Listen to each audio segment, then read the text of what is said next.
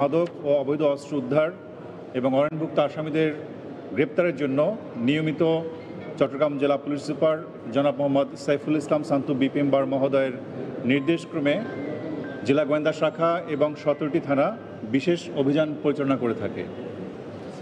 সেই বিশেষ অভিযানের ধারাবাহিকতায় গতকাল জেলা গোয়েন্দা শাখা রাউজান থানা এবং পটিয়া থানার সহযোগিতায় 2টি অপারেশন সম্পন্ন হয়েছে। 2টি অপারেশনের মধ্যে প্রথমে একটি বিদেশি পিস্তল, 2 রাউন্ড গুলি এবং 2টি ম্যাগজিন উদ্ধার হয়েছে। পাশাপাশি 3 জন আসামি গ্রেপ্তার করা হয়েছে। আমরা গোপন সংবাদের ভিত্তিতে জানতে পারি রাউজান থানাধীন নোয়াপাড়ার চৌধুরীহাট এলাকায় জনৈক জহির আহমেদের দোকানের মধ্যে অস্ত্রের সন্ধান রয়েছে। আমরা সেখানে অভিযান করি এবং জহির আহমেদের দেখানো মতে তার দোকান থেকে একটি বিদেশি পিস্তল এবং 2 রাউন্ড গুলি এবং 2টি ম্যাগজিন উদ্ধার করি। জিজ্ঞাসাবাদে সে জানায় এই অস্ত্রের প্রকৃত মালিক হচ্ছেন তার মেয়ে জামাই সাকিব আহমেদ। আমরা তাৎক্ষণিকভাবে তাকে সহ গ্রেপ্তারের জন্য অভিযান পরিচালনা করি এবং সন্ধ্যার 7:30-7:30টার দিকে পটিয়া থানার সহযোগিতায় তাকে পটিয়া থেকে গ্রেপ্তার করা হয় এবং তার সাথে তার সহযোগী রানাকে গ্রেপ্তার করা হয়। দ্বিতীয় অভিযানে আপনারা জানেন গত কয়েকদিন আগে আমরা 4টি বিদেশি পিস্তল এবং একটি রিভলভার, একটি চায়না রাইফেল এবং শর্টগান সহ বিপুল পরিমাণ অস্ত্র এবং গুলি উদ্ধার করেছিলাম এবং সেখানে একজন গ্রেপ্তারকৃত আসামি তার তথ্য মতে আমরা জনৈক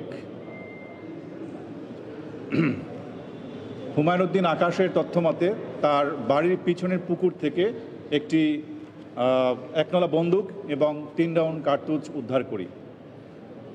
জেলা পুলিশ সুপার মহোদয়ের নির্দেশক্রমে এই চলতি মাসে ইতিমধ্যে আমরা 16টি আগ্নেয়াস্ত্র উদ্ধার করেছি, যার মধ্যে 5টি বিদেশি পিস্তল এবং একটি রিভলভার এবং একটি রাউজান থানা থেকে লুটকৃত একটি বিদেশি চায়না রাইফেল উদ্ধার করা হয়েছে এবং 49 রাউন্ড গুলি সেখানে উদ্ধার করা হয়েছে। আমাদের এই অস্ত্র উদ্ধার অভিযান এবং চিহ্নিত সন্ত্রাসী যারা আছে তাদের গ্রেপ্তার অভিযান অব্যাহত থাকবে।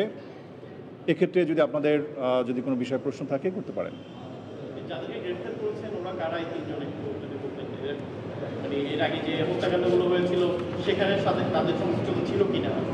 যেমন এখানে আমরা পিছনে যে অস্ত্র উদ্ধার করা হয়েছে সেই অস্ত্র উদ্ধারের সূত্র ধরে এদেরকে আমরা গ্রেপ্তার করেছি।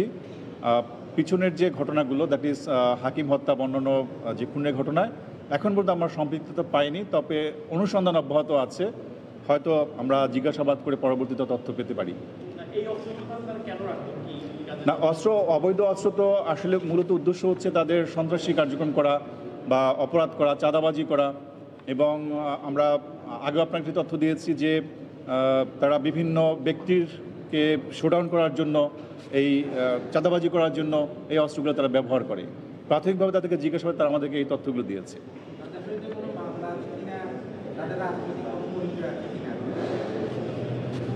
তাদের বিরুদ্ধে মামলা সিডিএমএস পর্যালোচনা এখনও পাওয়া যায়নি।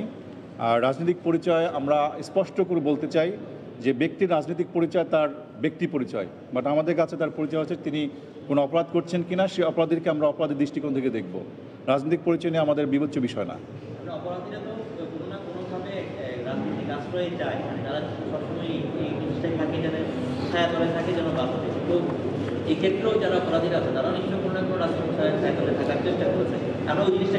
আচ্ছা, গুড।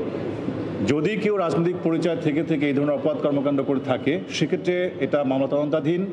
অনুসন্ধানের প্রেক্ষিতে যদি সেই ধরনের কোনো ব্যক্তির অপরাধ সংশ্লিষ্ট পাওয়া যায়, তার বিরুদ্ধে অবশ্যই আইনগত ব্যবস্থা গ্রহণ করা হবে।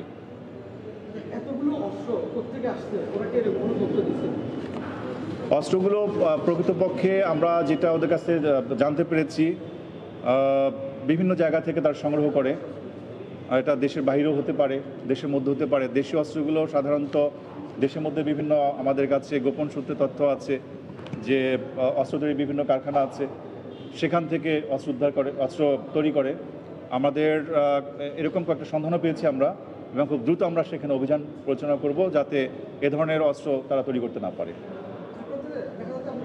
দুই-একদিন আগেও বেশ কিছু সাফল্য পেয়েছেন, আজকেও পেয়েছেন, কিন্তু রায়হানের ক্ষেত্রে আসলে আমরা কিন্তু এখনো পর্যন্ত কোনো সেরকম সাফল্য।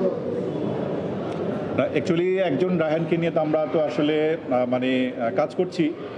তো আমরা চাচ্ছি যে চট্টগ্রাম আমাদের 17টি থানা আছে, এখানকার যত ধরনের ক্রিমিনাল আছে, সন্ত্রাসী আছে, সবাইকে আইনে আওতায় আনার জন্য।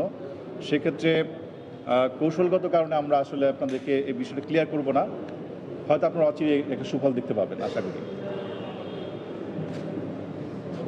ঠিক আছে, থ্যাংক ইউ সবাইকে। জেলা পুলিশের পক্ষ থেকে সবাইকে ধন্যবাদ।